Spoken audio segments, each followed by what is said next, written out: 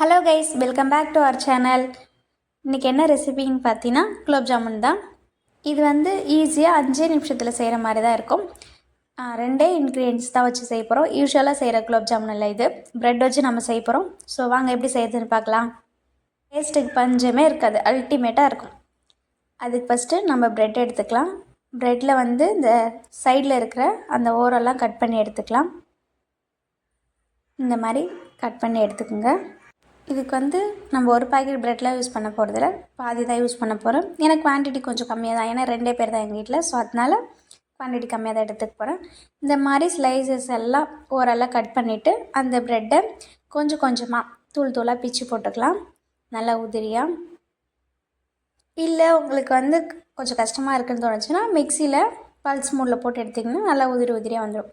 இப்போ வச்சுருக்கிற எல்லா ப்ரெட்டுமே குட்டி குட்டியாக பிச்சு போட்டுட்டு நல்லா உதிர்த்து விட்டுருங்க. அதுக்கப்புறமா இதுக்கு வந்து நம்ம காய்ச்சினா ஆற வச்ச பால் தான் ஆட் பண்ண போகிறோம். வேறு எதுவுமே ஆட் பண்ண தேவை. பால் வந்து அதிகமாக ஊற்றிடாதீங்க, ஒரு ஸ்பூனாக ஊற்றிங்க. ஏன்னா ரொம்ப குழகுன்னு ஆகிடும். இது வேணால் ப்ரெட் வந்து ஏற்கனவே இலக்கின மாதிரி தான் இருக்கும் இல்லையா. ஸோ அதனால் வந்து கொஞ்சம் கொஞ்சமாக ஒரு ஸ்பூனாக விட்டு பிசைஞ்சு எடுத்துங்க.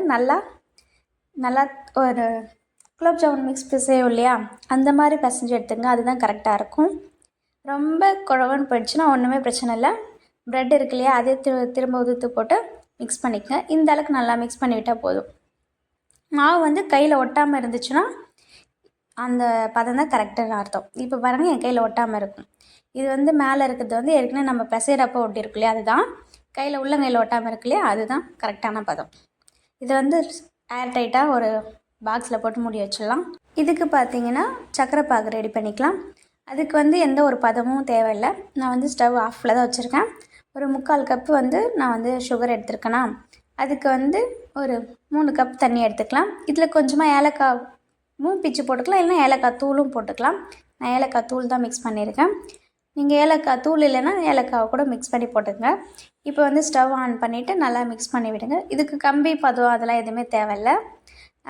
நல்லா சர்க்கரை கரைஞ்சி கொஞ்சம் திக்காகிறப்ப வந்து அந்த ஒரு பிசுப்பு தன்மை இருக்கும் இல்லையா, அந்த இப்படி கையில் தொட்டு பார்த்தா அது ஒட்டும்ல, அந்த பதம் தான் கரெக்டான பதம். அதை எடுத்து ஆஃப் பண்ணி வச்சுட்டு ஒரு லெமனை புழிஞ்சு விட்டிங்கன்னா சர்க்கரை வந்து கெட்டி ஆகாமல் இருக்கும். இது வந்து அதே தண்ணி ஸ்டேஜில் இருக்கும். இப்போ அதை ஆஃப் பண்ணி எடுத்து வச்சிடலாம். இப்போ வந்து நம்ம வந்து குலோப் ஜாமுன் மிக்ஸை நம்ம பிசைஞ்சு எடுத்துக்கலாம். எந்த அளவுக்கு தேவையோ அந்தளவுக்கு ஷேப் பண்ணிக்கோங்க. நம்ம அதே மெத்தட் தான் யூஸ் பண்ண போகிறோம். உங்களுக்கு உருட்டை வரலைன்னா கொஞ்சமாக எண்ணெயோ நெய்யோ அப்ளை பண்ணிவிட்டு ஒரு கை வந்து ப்ரெஷர் கொடுத்து ப்ரெஸ் பண்ணிங்கன்னா அந்த விரிசல் இல்லாமல் வந்துச்சுன்னா குலோப் ஜாமுன் உடையாமல் வரும். ஸோ அந்த மெத்தட் மட்டும் ட்ரை பண்ணி விரிசல் இல்லாமல் ரவுண்ட் ஷேப்பாக உருட்டிங்க. இந்த மாதிரி எந்த ஒரு விரிசலுமே இருக்கக்கூடாது, விரிசல் இல்லாமல் இருந்தால் தான் உடையாமல் வரும். ஸோ அந்த மாதிரி எல்லா மாவுமே உருட்டி எடுத்துக்கலாம். இந்த மாதிரி லைட்டாக ப்ரெஷர் பண்ணி உருட்டினீங்கன்னா அழகாக வந்துடும் ஒரு ரவுண்ட் ஷேப்புக்கு. அதே மெயினாக விரிசல் இருக்கக்கூடாது. இப்போ வந்து பாகு ரெடி ஆகிடுச்சா, இந்த பதம் தான் இப்போ சொல்கிறேன் பாருங்கள். இது வந்து கம்மி பதம்லாம் எதுவுமே தேவையில்லை. பிசுன்னு நல்லா ஒட்டணும். அது ஒரு மாதிரி இருக்கும், உங்களுக்கே தெரியும். அந்த மாதிரி ஒட்டுச்சுன்னா ஆஃப் பண்ணி வச்சிடலாம். அதுக்கப்புறமா எண்ணெய் வந்து ரொம்ப ஹீட்டாக இருக்கக்கூடாது. இது ஏன்னா ப்ரெட் இல்லையா, ஸோ அதனால் சீக்கிரமாக கரிஞ்சிட்ட மாதிரி ஆகிடும். லைட்டாக கை பொறுக்கிற சூடு இருந்தால் போதும். ஒரு 5 பால்ஸ் மட்டும் ஃபஸ்ட்டு போட்டுக்கலாம். ஏன்னா மொத்தமாக போட்டிங்கனாலும் அது நம்ம திரி போடுறப்ப அது நிறைய உடஞ்சிடாகும். ஸோ அதனால் கொஞ்சமாக ஆட் பண்ணி நம்ம ஃப்ரை பண்ணி எடுத்துக்கலாம். நான் வந்து கடலை எண்ணெய் யூஸ் பண்ணதுனால அது பொங்கி வருது. நீங்கள் ரீஃபைண்ட் ஆயில் கூட யூஸ் பண்ணிக்கலாம், அது நல்லாயிருக்கும். மோஸ்ட்லி ரீஃபைண்ட் ஆயில் தான் எல்லோரும் யூஸ் பண்ணுவாங்க. அது எங்கிட்ட இல்லைன்றதுனால நான் இந்த எண்ணெய் யூஸ் பண்ணியிருக்கேன். நல்லா பொரிஞ்சு செவந்து வந்ததுக்கப்புறமா சிம்லேயே இருக்கட்டும். செவந்து வந்ததுக்கப்புறமா நம்ம எடுத்து அந்த பாகில் போட்டுடலாம். அதே மாதிரி அடிக்கடி கிண்டி விட்டுட்டு இருந்தீங்கனாலும் உடஞ்சிரும். ஸோ லைட்டாக மட்டும் அது பொரிஞ்சிருக்கு அப்படின்னு தெரிஞ்சிச்சுன்னா லைட்டாக மட்டும் ஷேக் பண்ணி விடுங்க. இதில் நான் பார்க்க வேகமாக பண்ணுற மாதிரி தோணும், பட் ஆனால் லைட்டாக தான் இது பண்ணிகிட்ருக்கேன்.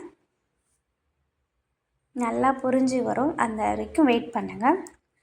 ரொம்ப ஸ்பீடாகவும் வச்சிடாதீங்க, ரொம்ப லோ வச்சிடாதீங்க. லோ வச்சிங்கன்னா எண்ணெய் குடிக்க ஆரம்பிச்சிடும். ரொம்ப ஹையாக வச்சிங்கன்னா தீய ஆரம்பிச்சிடும். கொஞ்சம் மீடியமான ஹீட்டில் இருக்கட்டும்.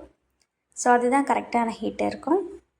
அண்ட் இது நல்லா பொரிஞ்சு செவந்து வந்ததுக்கப்புறமா அந்த ஜீராவில் சூடாகவே ஆட் பண்ணிக்கலாம். ஆட் பண்ணதுக்கப்புறமா ஒரு 10 மினிட்ஸ்லேருந்து ஒரு 20 மினிட்ஸ்க்குள்ளே ஊறிடும். அதுக்கப்புறம் எடுத்து சாப்பிட்டிங்கன்னா சும்மா டேஸ்ட் அல்டிமேட்டாக இருக்கும். அண்டு இந்த வீடியோ பிடிச்சிருந்தா லைக் பண்ணுங்கள், ஷேர் பண்ணுங்கள் அண்ட் சப்ஸ்கிரைப் பண்ணுங்கள். மறக்காமல் ஃப்ரெண்ட்ஸ்க்கு ஷேர் பண்ணுங்கள். இது ஒரு டைம் செஞ்சு கொடுத்தீங்கன்னா அடிக்கடி இதை தான் செய்ய சொல்லி கேட்பாங்க. தேங்க்ஸ் ஃபார் வாட்சிங். பாய். நெக்ஸ்ட் இன்ட்ரெஸ்டிங்கான வீடியோவில் பார்க்கலாம். பாய்.